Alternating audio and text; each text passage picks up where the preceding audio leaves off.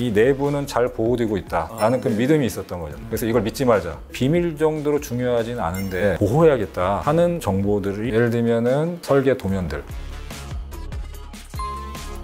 한미 정상회담을 하고 나서 컨설팅 하는 그 자격증을 한국 시민권자도 할 수 있다라고 개정이 됐습니다. 방위 산업의 위협에 대해서 대응을 해야 되는 시기가 오고 있습니다. 사실은 이제 보라매님들이 제일 관심 있어 하는 분야 중에 하나가 사이버 보안? 뭐 이런 부분이에요. 사이버 보안 얘기 나오는 것 중에 제로 트러스트라는 개념이 있더라고요. 아무것도 믿지 않겠다. 예를 들면 이제 평소에 쓰던 IP가 아니거나 혹은 뭐 공유 와이파이 뭐 이런 걸로 하면 접속이 안 되거나 이런 것들이 알고 봤더니 제로 트러스트 개념이더라고요. 네, 비슷하죠. 아닌가요? 네. 아니요. 제로 트러스트는 네. 이제 미국에서 시작을 했잖아요. 네. 미국도 사실 사이버 보안 제도가 되게 우리보다 뭐 발전해 있고 많이 이제 내부를 보호해 왔는데도 불구하고 내부자들이 기술을 빼가기도 하는데 그런 것들이 잘 탐지가 안 되고 있었고 또 아무리 보안을 갖췄어도 침투를 해 들어올 수가 있었는데 침투해온 것들이 내부에서 활동하는 것을 의심을 안 해왔습니다. 이 내부는 잘 보호되고 있다라는 그 믿음이 있었던 거죠. 트러스트가 있었던 거예요. 그래서 이걸 믿지 말자. 제로 트러스트 하자라고 해서 모든 거를 이제 확인하자. 그런 개념이라고 일단 쉽게 보시면 될 것 같아요. 그렇게 하기 위해서는 많은 이제 보안 기술이 적용이 돼야 되고 또 제도적으로도 바뀌어야 되니까 많은 비용이 들어가게 됩니다. 그래서 미국도 바로 할 수가 없어서 시간을 이제 두고 단계적으로 진행을 하고 있는데 우리나라는 최근에 이제 과기부에서 제로 트러스트 가이드라인 책을 발간을 하면서 우리도 대비는 하고 있는데요. 실제로 뭐 업체라든가 정부기관이 이렇게까지 하기에는 상당히 시간이 많이 걸릴 것 같다. 그 이유가 데이터 분류. 그게 안 돼 있으면 이 제로 트러스트 이것도 잘 안 돼요. 그래서 데이터 분류가 먼저 잘 되고 데이터 중심의 사이버 보안이 돼야지 그거 가지고 제로 트러스트도 이제 적용할 수가 있습니다. 미국은 이미 그런 식으로 발전해 왔기 때문에 제로 트러스트로 이제 갈 수 있는 건데 우리는 데이터 중심의 사이버 보안이 안 돼 있어요, 잘. 그런데 이제 바로 제로 트러스트로 가려고 한다는 것은 중간 단계가 안 돼 있는데 가려고 하는 거다.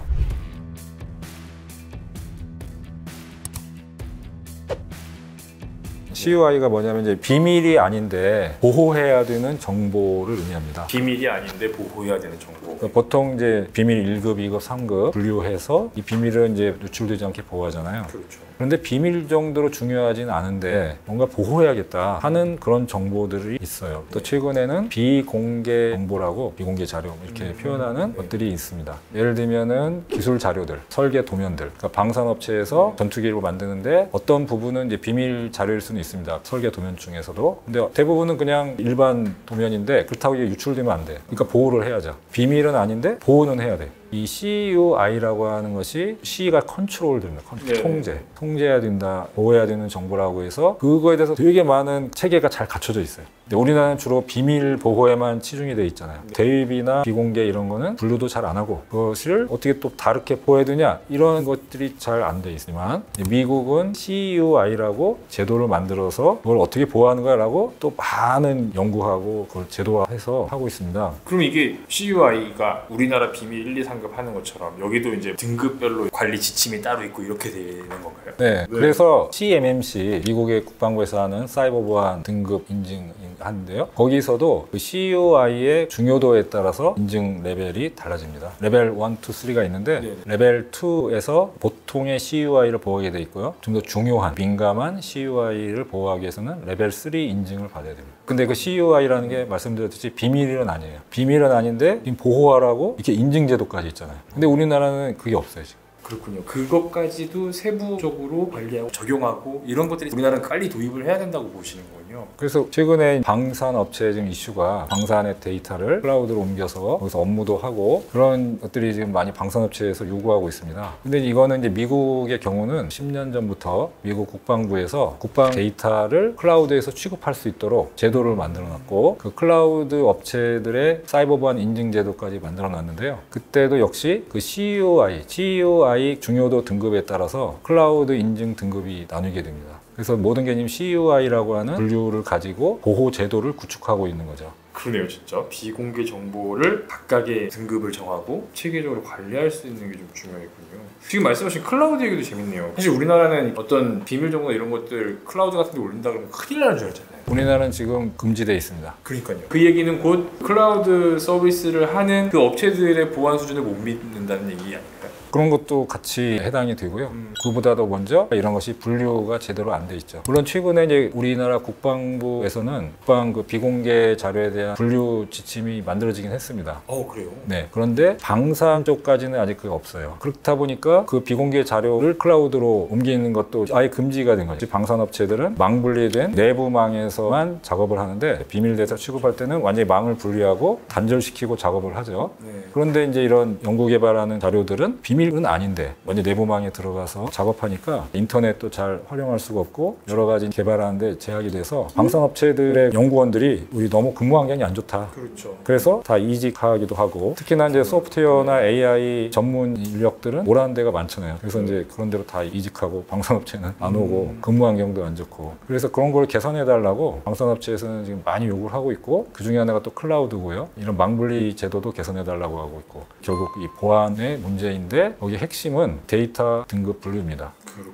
이게 진짜 중요한 거예요, 사실은. 지금 방금 말씀하셨지만 AI나 빅데이터나 이런 것들을 활용해서 만들어내는 무기체계나 시스템들도 되게 많잖아요, 최근에는. 그래서 이제 방산업체들이 무기를 만들 때 거기에 대한 데이터를 이용해서 AI로 돌려서 좋은 알고리즘을 개발해야 되는데요. 근데 그 학습할 데이터들이 비밀인지 아니면 뭐 비공개 자료인지 이런 분류 체계가 없다 보니까 그 그냥 다 비밀급으로 보호하려고 하고 있고 그래서 군에서도 그걸 제공을 해줘야 되는데 군에서도 공개할 수 없다. 이러니까 방산업체들이 그럼 우리 어떻게 개발하라는 거냐 이런 그렇죠. 불만도 얘기를 좀 하는 것 같습니다. 그러겠어요, 진짜. 분류가 안 돼서 정보가 자체가 제공이 안 되면 그런 부분에서도 진짜 이게 맹점이 될 수 있겠군요. CMMC라 그래서 사이버 보안 성숙도 모델 인증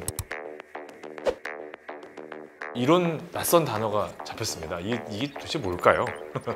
CMMC는 말씀하신 것처럼 이제 사이버 보안 성숙도 모델을 인증하겠다는 제도이고요. 미국 국방부에서 앞으로 시행하겠다라는 인증 제도입니다. 미국 국방부 사업에 계약하는 모든 업체들을 하기 때문에 꼭 방산업체뿐만 아니라 예를 들면 우리나라 삼성전자도 미국 국방부에 스마트폰을 납품할 수도 있죠. 그래서 그런 우리나라의 방산업체뿐만 아니라 민간에 있는 업체들도 미국 국방부하고 계약하면은 CMMC라는 인증을 받아야 되는 그런 겁니다. 어떤 항목들, 어떤 것들을 인증을 받아야 너네는 인증된 업체야 라는 거를 주는 건가요? CMMC는 이제 크게 3개 등급으로 나눠져 있고요. 그 성숙도를 3개 등급으로 나눕니다. 그리고 점검하는 항목이 개수가 좀 다르고 내용도 좀 다르고. 그 등급에 따라서요? 네네. 그래서 제일 낮은 이제 레벨 1은 예를 들면 17개 항목에 대해서만 점검을 하고요. 네. 레벨 2 정도 되면은 110개의 항목을 점검하고. 확 늘어나네요. 네. 레벨 3가 되면 또 그 이상으로 점검 항목을 평가하는 것이고요. 이 CMMC가 현재로서는 미국의 시민권자만이 와서 심사를 할 수 있게 돼 있습니다. 우리나라뿐만 아니라 다른 이제 미국의 동맹국들도 마찬가지 상황이죠. 그러니까 미국 국방부하고 이제 계약을 많이 할 텐데 미국 시민권자가 와서 이걸 이제 심사를 하고 인증을 줘야 된다고 하면은 좀 문제가 있다. 그래서 지금 각 나라들이 이 CMMC 같은 인증 제도를 자체적으로 지금 만들고 있습니다. 캐나다라든가 일본, 호주, 이스라엘 등은 이미 국방부나 이런 데서 선언을 했고요. 그래서 미국 CMMC와 동등한 인증 제도를 갖추겠다. 이거를 미국에서 상호 인정해달라. 그래서 상호 인정 협정을 체결하자. 이렇게 지금 추진 중이고 미국도 상호 인정 협정을 하도록 하겠다라고 이미 밝혔습니다. 다행이네요. 왜냐면 제가 번뜩 드는 생각이 뭐였냐면 미 시민권자가 우리나라 업체 가서 자기가 확인하고 싶어 다 확인하고 다니면 우리나라 기술 보안 이런 거 다 그냥 다 보겠다는 거잖아요. 맞습니다. 그래서 K자 붙여서 KCMMC라는 우리나라 방산업체 사이버 보안 인증 제도를 지금 만들려고 준비 중에 있고요. 다행스럽게도 우리나라도 이제 방산업체에 대해서는 사이버 보안 점검 제도가 이미 있습니다. 방위사업청하고 국정원, 방첩사령부에서 방산업체하고 또 협력업체 일부들에 대해서 사이버 보안을 체계를 갖추고 있는지를 와서 점검하는 걸 이제 통합실태조사라고 하는 걸 제도가 있어서 그건 하고 있습니다. 그러나 이제 이 통합실태조사의 그 수준이 지금 말씀드린 미국 CMMC의 그 아까 그 많은 점검 항목하고 비교했을 했을 때 차이가 좀 있어서 그런 부분을 좀 개선을 하고 또 우리 현재 제도는 단지 이제 조사예요. 말 그대로 실태 조사인데 이걸 인증 제도처럼 제도를 바꿔야 되는 그런 부분이 좀 있어서 더 이제 개선을 할 필요는 있지만 우리 사이버 보안 제도가 있기 때문에 그걸 바탕으로 발전을 시키면은 대비해서 할 수 있을 거라고 생각을 좀 하고 있습니다. 다행히도 이제 미국의 CMMC가 2025년 하반기 때부터 시작될 예정입니다. 아직 시작은 안 했어요. 아직은 조금 여유가 있는 미국 안에서도 이제 준비 기간이 필요하기 때문에 우리나라도 이제 그 전에 KCMMC라는 제도를 갖추고 이것을 이제 미국에서 인정해달라. 그래서 상호 인정 협정을 체결하면은 우리 내부에서 이제 심사를 하면 되죠. 미국 시민권자가 안 와도 되는 거죠. 그렇게 해서 이제 우리 업체라든지 이런 쪽에 적용을 하면 좋을 것 같은데 제가 제일 걱정스러운 부분은 사실 딴 데 있습니다. 어쨌든 인증제도라는 것들을 하려면 법제화를 해야 되잖아요. 그 법안 통과되는 게 시간이 좀 걸릴 것 같은데요. 네. 다행히도 이제 국방부라든가 여기저기 많이 알려졌어요. 네. 소위 미국하고 RDPA라는 MOU를 체결하자 이게 되게 이슈인데 근데 이거만큼 중요한 게 지금 CMMC이기 때문에 정치권에서도 이미 인지를 하고 있고 법 개정이 필요하다는 것은 다 알고 있기 때문에 그거는 좀 잘 진행될 수도 있겠다. 이미 어느 정도 공감되는 형성이 되어 많이 있다고 이제 진행이 되고 있죠. 최근에 와서. 그렇군요. 근데 한미 동맹이 사실은 전 세계 어느 나라보다 되게 견고하잖아요. 그런 걸로 인해서 우리가 좀 도움을 받거나 빨리 뭔가 수행할 수 있거나 이런 부분은 또 혹시 없을까요? 저도 사실 그런 부분을 기대를 하고 있습니다. 그 CMMC가 그 생태계라는 게 있어요. 그게 이제 정부 기관 사람이 아니고 민간인인데 자격증을 줘서 하는 겁니다. 근데 이제 심사하는 것뿐만 아니라 교육도 해야 되고요. 컨설팅도 해야 되고 이런 건데 그게 다 자격증으로 관리하고 있습니다. 미국에서. 그런데 작년에 우리 한미 정상회담을 하고 나서 컨설팅과 하는 그 자격증을 한국 시민권자도 할 수 있다라고 개정이 됐습니다. 근데 저는 이제 그 바뀌게 된 배경이 말씀하신 한미 동맹이 이제 작용을 해서 그게 이제 반영이 된 게 아닌가. 이제 우리나라 국민 말고 다른 나라도 그러면 그게 문호를 좀 개방을 했나요? 그래서 이제 개방된 것이 호주, 한국, 나토 회원국까지. 우리 한국에 대해서 우호적으로 하고 있기 때문에 아까 말씀드린 상호인정 협정 체결하는 것도 상당히 이제 쉽게 갈 수 있지 않을까. 그래서 우리만 준비만 잘하면 탄탄하게만 준비하면 그걸 서로 인정하는 거는 무난하게 갈 수 있겠다라고 볼 수 있겠네요. 지금의 어떤 좋은 관계에서는 그렇게 생각이 듭니다.